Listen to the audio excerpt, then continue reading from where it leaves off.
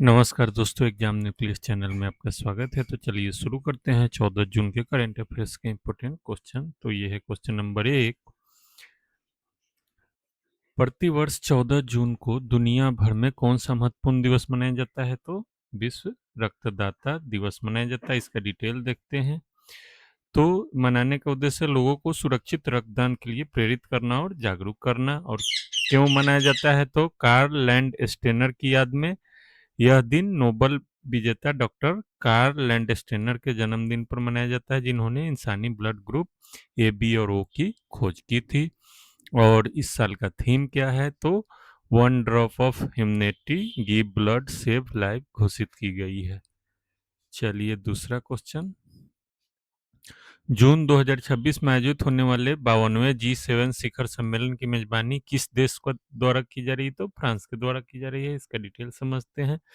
तो यह फ्रांस के शहर एवियन लेस बेंस में हो रहा है और इसमें 7 बड़ी अर्थव्यवस्थाओं जैसे Canada, France, Germany, Italy, Japan, UK और अमेरिका का समूह है G7।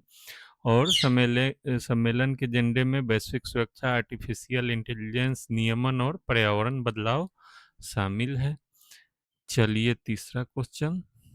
फीफा पुरुष विश्व कप 2026 का आयोजन इनमें से किस देश में संयुक्त रूप से किया जा रहा है? तो अमेरिका, कनाडा और मैक्सिको में संयुक्त रूप से इसका आयोजन किया जा रहा है।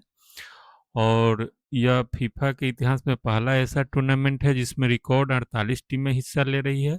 महामुकाबले अमेरिका, कनाडा और मैक्सिको के कुल 16 विभिन्न शहरों के स्टेडियमों में खेले जाएंगे। और मैक्सिको दुनिया का इकलौता ऐसा देश बन गया है जो 3 अलग अलग संस्करणों 1970, 1986 और 2026 की मेजबानी कर चुका है। चलिए चौथा क्वेश्चन। भारत द्वारा वैश्विक स्तर पर शुरू किए गए इंटरनेशनल बिग कैट अलायंस का मुख्यालय कहाँ स्थित है? तो ये नई दिल्ली, भारत में स्थित है। और इसका फैक्ट यह है कि दुनिया की 7 मुख्य बिग कैट्स बाघ, शेर, तेंदुआ, हिम तेंदुआ, चीता, जगुआर और प्यूमा का संरक्षण करना है। और प्रोजेक्ट टाइगर की 50वीं वर्षगांठ पर भारत के प्रधानमंत्री द्वारा इस पहल की नींव रखी गई थी। और हाल ही में प्रशासनिक कारणों से इसका पहला सम्मेलन कुछ समय के लिए स्थगित होने से यह राष्ट्रीय स्तर पर काफी चर्चा में रहा है। चलिए पांचवा क्वेश्चन।